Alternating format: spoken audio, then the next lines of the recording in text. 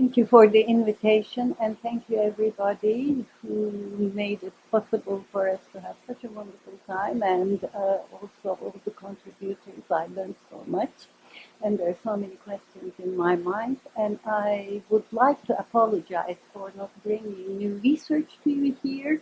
I am basically recycling the article I wrote for the 150th anniversary of the foundation of Roberts College, and I was asked very specifically to write on the architecture. So in a rather uncharacteristic way, I'm going to focus only on architecture today and not deal with other issues. I do know quite a bit about the missionary aspects of the project, the student structure and the curriculum, so if you'd like to ask questions about those later on, we can come to that.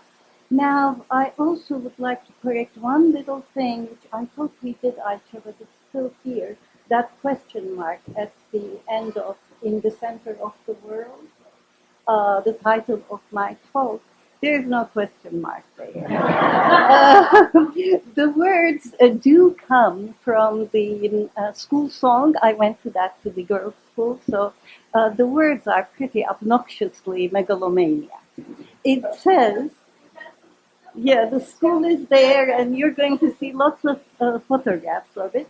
The song, the words of the song, I won't sing it, but I'll convey the words, goes like this. In the center of the world, all the lands around thee. Orient and Occident, with their best, have crowned thee. There's no question mark. It is the best, it's in the center, and whoever matters has graduated from that school or taught there. Anyway, that is of course questionable. I also think of all the politicians, and we have several prime ministers, even the first and only woman prime minister who went to that school, but she's nobody to flaunt around, so I will not do that. Okay, and so I'm going to present a very architectural survey to you, but only of the very first years of the two campuses. Located on the hills of the Bosphorus, with spectacular views and beautiful gardens, the campuses of Roberts College on the left, I hope you can see these, and of the American College for Girls on the right, flaunt the ivy-covered neoclassical buildings of predominant college architecture in the U.S.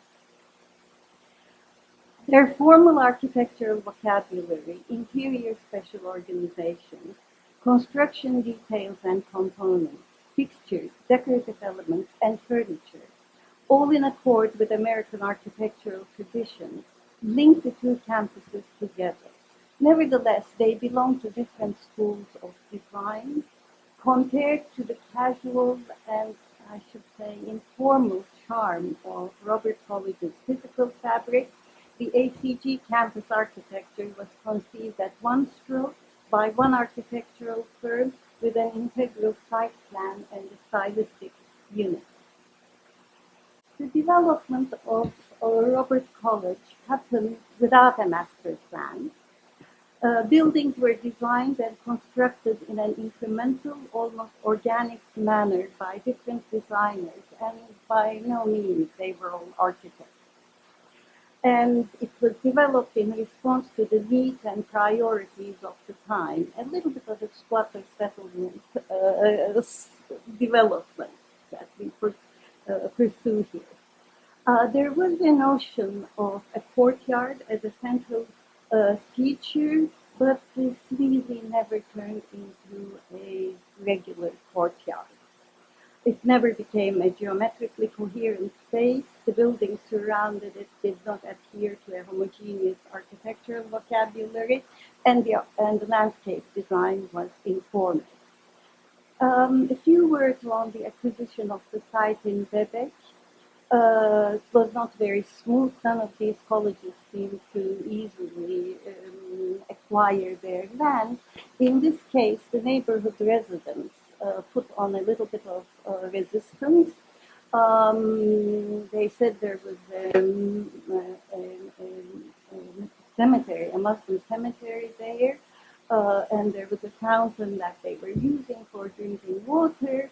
Um, but Cyrus Hamlin uh, inspected the site and said the fountain was outside the campus and the cemetery was on the lower grounds. They were not going to build on it anyway, and they transformed it into something else. Never mind, but he circumvented the resistance from the community. So Hamlin himself designed the first building, known under his name as Hamlin Hall, and he supervised the completion supervised the construction. Then they added a study hall behind it, this bizarre building. Hamlin jokes of this as adding another layer of magnificence to the architecture of the college. Now, Hamlin was educated at the Bowdoin College and Bangor Theological Seminary. He had no background in architecture or engineering, but as a student he had developed some technical skills. In Istanbul, he functioned as an amateur engineer and architect. According to George Washburn, the second president of Robert College, Hamlin was determined to put up the college building himself without the aid or interference of any architect or builder, with the self-confidence that he could erect a better building more economically than any professional. He must have relied on his familiarity with the architecture of New England colleges, mainly his own alma mater. In fact, early correspondence on the foundation of a college in Istanbul emphasized the need for a good Christian institution for general education, an institution having the character of a New England college. He was keen on establishing a leading American school in the Ottoman capital, especially in the light of the growing French influence in education, symbolized in the Imperial High School of Galatasaray. Troubled by how the French took advantage of the visit of Sultan Abdulaziz to Paris in 1867 and how they, quote, extracted a promise from the Sultan that he would found a Grand Lycée, unquote, where the courses would be taught in French by teachers appointed by Napoleon III. He set forth to counterbalance it with Robert College. So it's not only a missionary goal that we have here. We've got this competition with the French Empire, which is a rather daring and curious enterprise by an American missionary to compete with the French state, as he put it. In fact, the location and the architecture of the Imperial High School made the competition difficult. The Lycée of Galatasaray was opened in 1868, Washburn wrote, on a site unsurpassed in beauty by any other in Pera. Everything was done to make it attractive in every way, and provision was made for 600 students. Robert College had to match the architecture of the Ottoman French project and insert its own visibility into Istanbul's urban image. To realize his ambitious venture, Hamlin secured an imperial permit to transport materials from abroad so that it could import all the iron, nearly 200 tons, to be used in the beams, the cement and bricks from Marseille, the planks from Romania, with nails, locks, glass, and whatever else was required from various ports without any delay and without 1 cent for duty. The president added that the solidity of Hamlin Hall was assured by the use of the same kind of stone as in Mehmet II's 15th century fortifications in Rumeli Hisar, which you see right here with the campus behind. The proximity of the campus to the historic fortifications provoked political associations. During the ceremonies for the laying of the cornerstone on July 4, 1869, one of the orators, the Greek orator, compared Hamlin Hall with the fortress intended for the taking of Constantinople and the destruction of the Byzantine Empire, and continues. Hamlin Hall stands on higher ground than those towers. It dominates them, its forces are spiritual and eternal, it shall see them pass away. Of course. In the early 1890s, witnessed a second wave of buildings, among them Albert Long Hall. I'm not going to go into the details, Theodosius Hall, and Washburn Hall. The resulting ensemble, as viewed in the rudimentary perspective of H.C. Woods, who was an engineer who taught at Robert College, is composed of buildings of different scales, loosely organized around the courtyard of schools. Their architectural expressions vary, but they share a fair number of neoclassical elements to convey an overall appearance of integrity. They were also built of the same materials obtained from the quarries on the campus.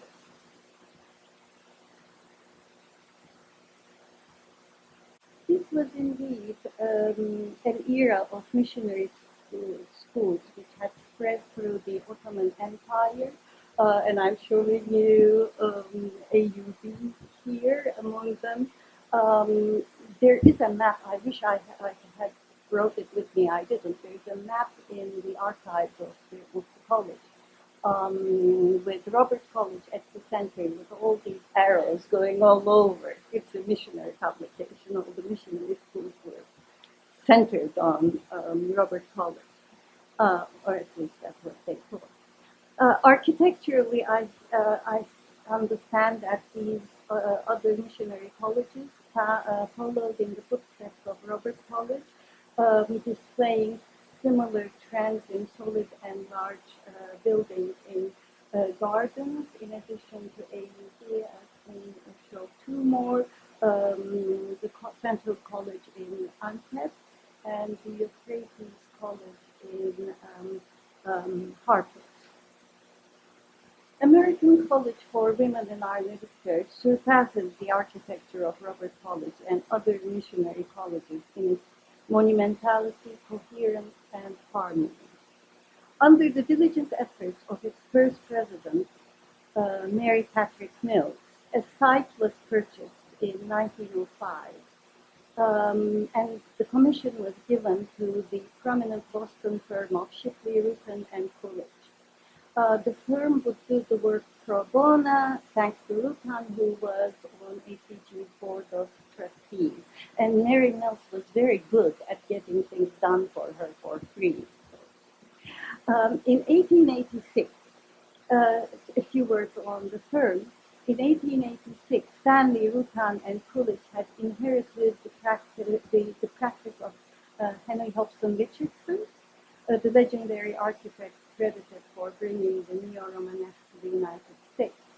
They had an impressive record, including such hallmarks as the Chicago Public Library on top, Boston South Station at the bottom, and they were well known for their experiments on campus architecture, having designed individual buildings such as Langdon Hall at Harvard and John Carter Brown Library at Brown University.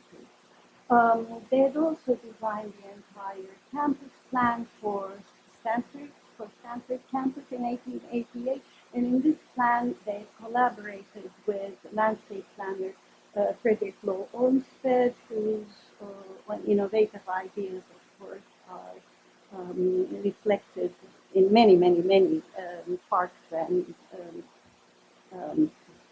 urban designs in the U.S., but most famously in Central Park. For Stanford University, Shipley, Rutan, and Coolidge adhered to Olmsted's master plan of 1887, which had proposed a system of quadrangles. As the architectural language, they had opted here for a synthesis between a neo-Romanesque and the local forms of California missionary buildings. By the time the firm took on the design of the Arnavut campus, their practice has become stylistically elastic and oscillated from medieval to Greek, Roman, and Renaissance. They did everything, as long as they satisfied the client.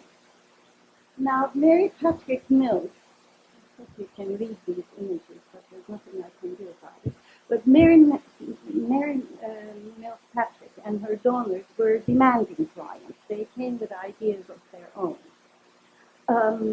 Dr. Patrick had initially approached Mr. Rutan with very concrete ideas about overall design, architectural style, and the construction process, which had to be taken into account seriously because she knew that the funds were not enough. For that reason, she said, we have to have a grand project. A master plan is very important. When we raise enough money, we'll complete it, but we know where we have to be going. Otherwise, we're going to get a chaotic campus, and she didn't want that. And I think she was reacting to what had happened in Robert Collins. So pursuing such negotiations, the architectural firm started with a master plan. To make maximum use of the spectacular views, they proposed a linear arrangement of buildings connected to each other by passageways and creating a U-form, a Beaux-Arts design organized around axiality and symmetry. The central building had a repeatedly U shape, and the L-shaped pavilions at the end terminated the building. That's where the dorms were to be, and there's some architectural refinements in there. The central and the end buildings have arched windows, and the in-between buildings are starker than the others. Now, the monumental, the complex was placed on a platform connected to the lower terrace level of gardens by means of several sets of stairways with classical balustrades, that you can see here, and everything, and the central axis had its vista bullfold with its ionic columns at the center. So in a very flamboyant gesture, the use of the site and the overall massing was likened to Versailles. The architectural style was a matter of deliberation, again, between the president, the board, and the architect, who finally agreed that it had to be a homogeneous campus. The architect claimed that the best style that would respond to, quote, the location, i.e. in Turkey, the desire to obtain the best equipment for the money obtainable, i.e. not adopting a very expensive type, and the fact that this is an American institution, and hence its style should be Greek.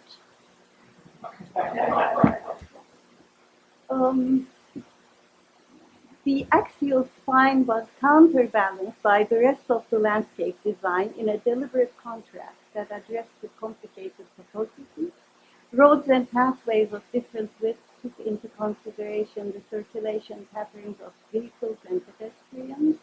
They led to attractive stopping points with a variety of views while preserving the old trees on the site and giving the residential buildings an idyllic setting. These residential buildings were for the faculty. In the light of this architectural team's earlier collaborations with Olmsted, it makes sense to associate the rational, respectful, and subtle design of the Arnavutköy Gardens with the great tradition of the late 19th, early 20th century landscape architecture in the United States. That also valorized the natural features specific to a particular site and combined them with picturesque and axial compositions. In the world of construction, the ideal is often compromised by reality, and finances play the largest role, something that Ms. Patrick Patrick knew very well. ACG's buildings had to yield to pragmatism as well as the original plan to construct in stone was reversed by resorting to concrete, which is a much cheaper alternative. Unlike unlike the campus in Bezek, the stone found on the Arnavutköy campus was not suitable for the desired finishing look. Delays in construction were inevitable, some due to major historic events. For example, the Dardanelles was closed for a month in 1911, so the materials couldn't come, and cement was going to come by boat, which had to wait in the Sea of Marmara. So the construction story of the campus is full of these episodes. So not all the buildings could be complemented at once, and decisions had to be made to prioritize them, with the understanding that the grand plan would be achieved over time. On the eve of World War I, on June 3rd, 1914, when the campus was inaugurated with a dedication ceremony in the beautiful auditorium of Gulf Hall, out of the 7 buildings, only 4 were constructed.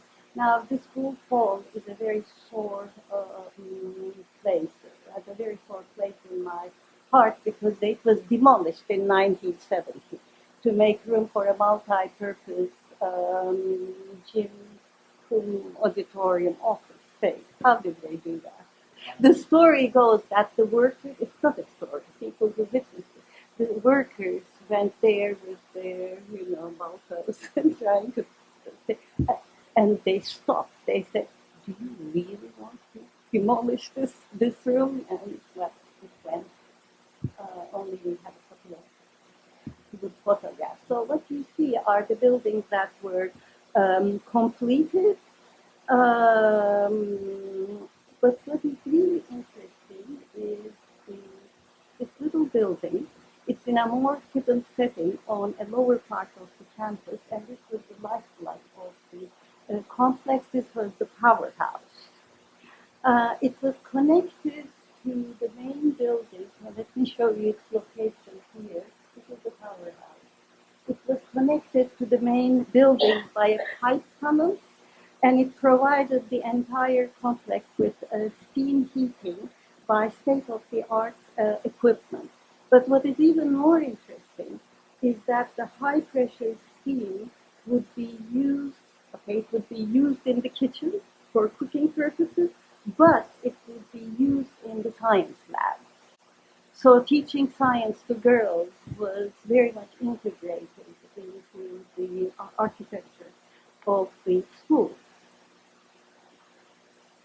Reviewing the state of construction, the superintendent stated with confidence in 1912 that the college is to have before long a group of buildings beautiful in design and especially adequate to its needs. The fact that this last without considering the fact that thus far in Turkey there are no buildings which approach these new buildings in the matter of equipment. Unquote. This claim may or may not be valid. I haven't done enough research in other schools to see if they also had powerhouses. But certainly the buildings of the ACG were now among the most prestigious of the capital's institutional landscape. As shown by Van Fortna, going back to the mid-19th century and escalated during the reign of Abdülhamit II, the Ottoman state had invested in schools throughout the empire in a systemic and centralized manner. The architecture of schools of all levels was a serious undertaking and displayed a variety of expressions, often shaped by regional traditions. I touched on this in my Empire Architecture and the City book, showing how there was a proto-regionalist approach to the expression of local architecture in these institutional buildings, so I'm not getting into this. Nevertheless, in the major schools in Istanbul and elsewhere, The preferred expression was a version of neoclassicism, recalling the military architecture of the period and having its early benchmarks in the Darülfünun, which is right here, the university. The building was begun in 1846, as well as the Imperial High School, which we have already seen. Now, the Darülfünun between Hagia Sophia and the Mosque of Ahmet III was designed by Gaspari Fossati in a neo-Greek style with a long Ionic colonnade dominating the vast facade that overlooks the Sea of Marmara. This is the Imperial Medical School, built at the turn of the century in Haydarpaşa, on the Asian side, and it was designed by Alexander Valori and Raimondo Daronca. It's an idiosyncratic design which combines features of classicism with Art Nouveau and random Islamic references. Now, the novelty, can you see this? Well, whatever. The novelty of the ACG campus stemmed from the fact that its majestic buildings would shelter an institution dedicated to women's education.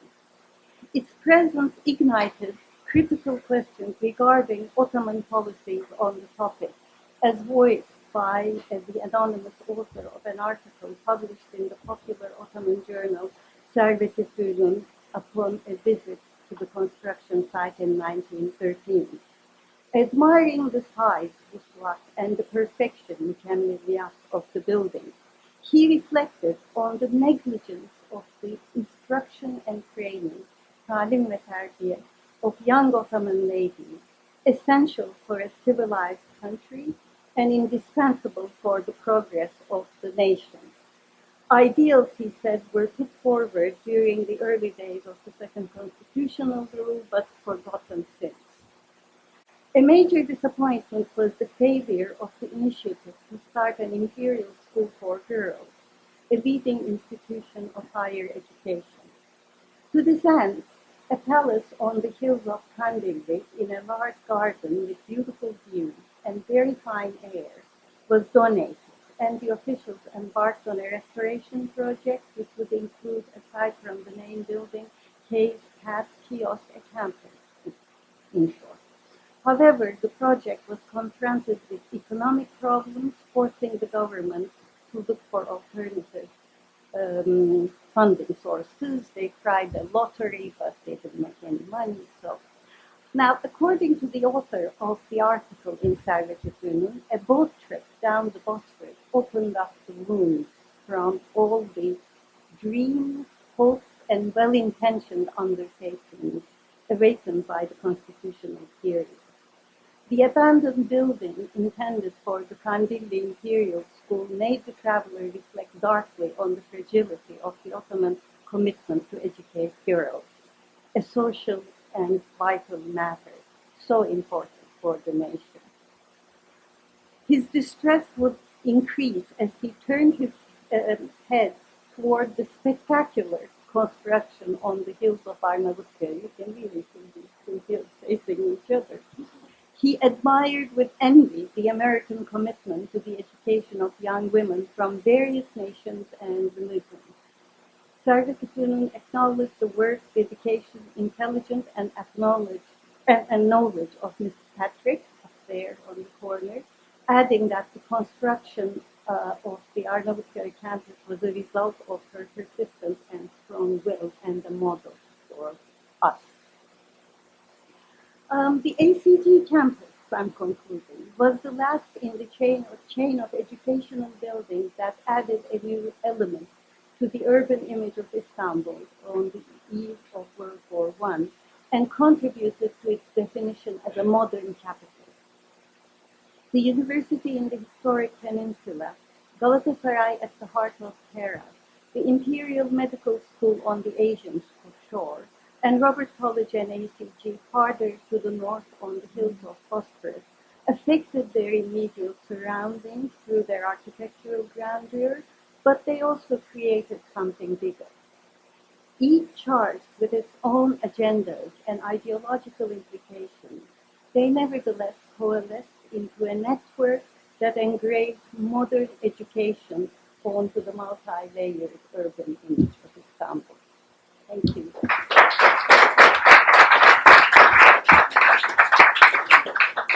If I